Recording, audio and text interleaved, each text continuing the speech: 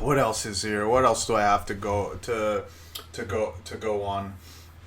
Now, I just want to say something really quick. Is that a quick little tidbit of advice to anybody who I'm dealing with is that I have benefited from once having lived with nothing, also known as rock bottom. So there's no way you can coerce anybody into doing what you want by threatening to take petty material things away from them. Like, say, if you are in a relationship or a roommate or a friend or something. Somebody who has once hit rock bottom, you can, that is a benefit from having hit rock bottom, is that nobody in the world can coerce me into doing what I want or doing what they want me to do by threatening to not give me something. It's like I have been at rock bottom. I have lived with nothing. There's nothing you can give or take from me that is going to sway me. That is going to sway me either way. So that is a benefit of having once lived with nothing, of having hit rock bottom. Now, here is a group of people that need to hit rock bottom faster. That maybe they think they've bottomed out, but they're not. Is that now? I'll preface this by saying that I am a weed smoker. I do enjoy the herb, but I don't think it like, I'm not a cliche stoner type. I do not like waste away in a couch fucking playing video games or watching Netflix. I just think it enhances what I use it to enhance whatever I'm doing, and it's not a detriment to how I operate. It just gives me a little. It just is a stimulant almost. It just makes me feel better about whatever mundane task I'm doing. But I'm starting to have a little gripe with certain types of people who are just addicted to weed, and like are so addicted to weed that they can't live without it on a day-to-day basis, and they are genuine, melt in the couch fucking stoners who are carrying their bongs around with them and who need to destroy their lungs in order to get high because they've had THC rolling through their system on a daily basis since grade 8. Take a fucking break for a little bit. Either that, or there's nothing that's more fucking pathetic than somebody who shows crackhead tendencies with marijuana. Am I wrong here? Is there I would almost prefer somebody to get a real hardcore drug addiction and hit rock bottom instead of miserably and oafishly going through life in this kind of semi-comatose zombie-like state because they constantly need to stay high and they constantly need to smoke in harsher ways and higher quantities. Like, if you're spending fucking $500 a month on weed, and if you need to collapse your lung and fucking, if you're choking your fucking guts out after you and if you can only get high by doing that, fucking get a real addiction, man. There's nothing more pathetic than a fucking pothead who exhibits crackhead like tendencies with pot. It's just absolutely one of the most fucking pathetic things that I have ever personally seen in my life. It's like that half-baked thing. It's like, This man's a fraud. Boo this man. Boo. I used to suck dick for coke. Boo. That's what you are. It's like, grow up, get a real addiction.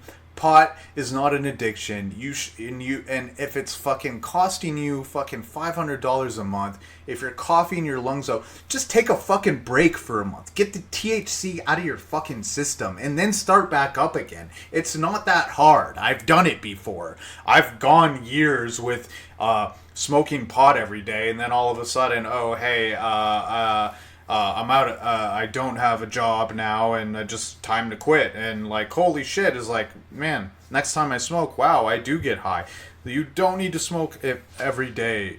And if you're at the point where it's like, oh, well, yeah, it helps me from like going nuts on people and get a real drug addiction. Hit rock bottom faster, and then, oh hey, all this. Oh wait, hey, now that I have nothing, maybe all this addictive behavior and all this chemical dependency is like really in my own head, and I'm actually harming myself more than I'm doing good because I have a chemical maybe you will start to realize these things once you've done harder drugs. And I hate to advise that, but I mean, like, it's probably better than going through life like a fucking semi-comatose fucking zombie for the next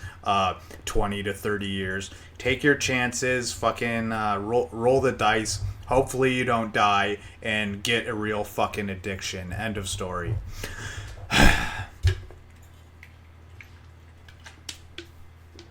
Next on the docket. I've been having fucking really vivid dreams lately. And normally, like, I forget all my dreams. Like, normally I just, like, I don't even remember them. But I'm, like, recently is, like, weird. I've been just remembering, like, all my dreams are just, I've just been, like, incredibly vivid. And I've been just, I just, like, you know, I don't want to get up almost. Like, I'm just like, oh, I'm having fun in in dreamland. And, you know, I'm not the type of person who derives anything like from, or I think dreams have meaning. I think people search too much for meaning in everything and not just accept that things are just there. And you know, like, I don't, you know, I would not have been very very acceptant of Freudian wanting to fuck your mom, like, philosophy. But so this one dream that I had, it was like a really crazy. Okay, so like so there was a ghost that was and it wasn't like visible or anything, but it was like it was there, it was a presence, it was an entity. And so there was all these things happening around me. And okay, in my dreams, I always know the place that I'm in. Okay, I always know where, like, say it's like, okay, so say for example, like, I know I'm in Calgary in my dream, right? But it looks nothing like Calgary. Like, it's like very the buildings are always connected. It's a very communal type of living where you just kind of wander, like, in and out of buildings, and you don't really go on the streets. And like, it's weird. It's a very, like, in all my dreams, like, I know that this place is this place, but it's not. Like, it doesn't like, it doesn't look like it, like, in any of my, like, visions or interpretations of it. But I know it's this place. It's almost like it almost feels like a futuristic version of that place. Like, I know I'm in Calgary, I know I'm in Toronto, but it doesn't look anything like it looks today. All right, so I'm in this, like, a building. It's like almost like a warehouse type of building, and I'm with a group of people, and like things keep happening to drop people from the group away, and they're not being killed or anything. They're just like, okay, all of a sudden this blast door closes, and then there was, there was 10 of us, and this blast door closes, separating 7 from the 3, and I'm part of the 7. And then we go to the next room, and then someone else decides to check out another room, and then they get locked out, right? So eventually everybody gets isolated away from me, right? And then after I'm the only person in the room, then the ghost reveals, it doesn't reveal itself, but it brings me something, like because I can't see it, so it doesn't reveal itself, but I know its presence because it came and like brought me something, and it wanted me to help it perform a task and like fix this like this weird engine, this engine sort of thing, and like was so it was so trippy. It was so weird. Like I love these crazy dreams that seem so realistic, and you just, but does anybody else have that where it's like where the places you are in your dreams are like it looks nothing, it resembles nothing of the place that but it's that place. Do you guys ever have that?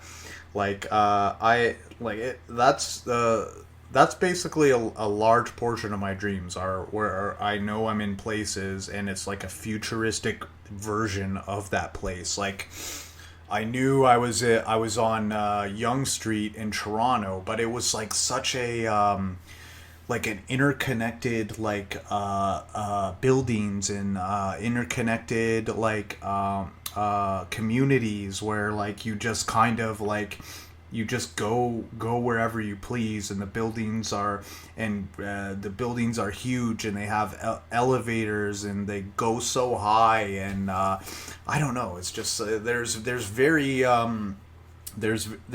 specific things about dreams that, and I always like with my dreams, like they're always I always have it's always the good, the best possible version of well, sometimes it's like a version of humanity that's like perfected sometimes, like when say when like some shit's about to go down, when somebody's about to act out, or when somebody is a little on the edge. In my dreams, like when there's people, when there's a community, everybody goes against that person, and immediately their intuition to detect and attack against a rogue a rogue psychopath or something is just like spot on. Like if anybody is like does anything wrong, it's like we all have this, instead of like people a lot of people ignoring it, or is like, oh hey, they're not fucking with me, we immediately everybody groups up and attacks the person who is trying to harm another, or the group or something. So that's kind of that's kind of like a mainstay in my dreams also, which is kind of crazy.